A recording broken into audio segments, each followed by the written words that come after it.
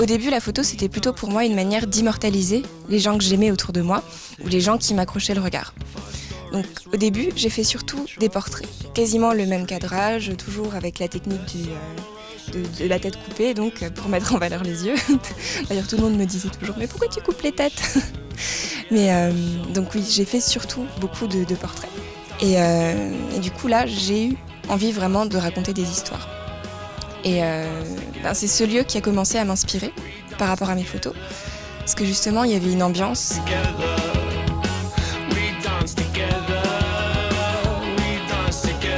Donc moi, mon modèle préféré, c'est pas moi. Ça va être une amie à moi qui s'appelle Audrey Roger et qui est sur quelques-unes de mes photos, fignolées. Notamment la princesse et le renard. Donc on est arrivé plutôt au coucher du soleil et j'ai fait poser le modèle exactement comme je voulais, avec quelque chose qui symbolisait l'animal. Donc là c'était un pull pour qu'il y ait un petit peu de volume sur le bras. Et j'ai rajouté l'animal de façon numérique.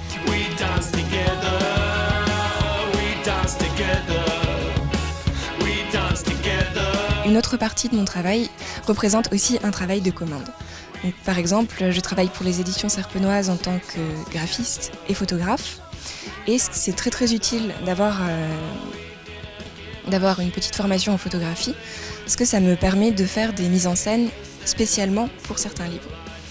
Donc là par exemple, ils ont une collection polar et j'ai mis en page deux de ces polars. Et je me suis dit, tiens, pourquoi ne pas utiliser une mise en scène pour la couverture du livre. C'est vrai que vivre de ces photos, c'est toujours un rêve. Je pense que c'est un rêve pour chaque photographe, mine de rien.